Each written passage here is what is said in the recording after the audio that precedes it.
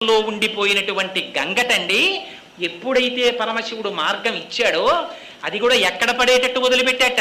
హిమాలయ పర్వతాల మీద బ్రహ్మగారి చేత నిర్మింపబడినటువంటి బిందు సరోవరంలో పడేటట్టుగా వదిలిపెట్టేటప్పటికి అక్కడి నుంచి గంగ కింద పడిపోతుంటే గగనా శంకర స్థితతో ధరణిమాశ్రిత వ్యసర్పత జలంతత్ర తీవ్ర శబ్ద పురస్కృతం.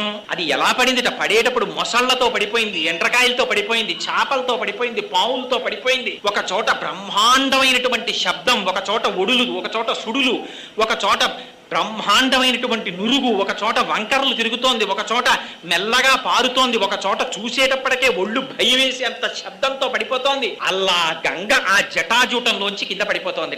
చూసిన వాడికే ఇంత భయం అయితే ఎంత భయం! ఎంత గొప్ప శ్లోకం రాశారో తెలుసా అండి వాల్మీకి మహర్షి అక్కడ. తత్ర దేవా సగంధర్వా వసుధా తలవాసినః భవాంగ పతితంతో యం పవిత్ర విధిపస్పృశు.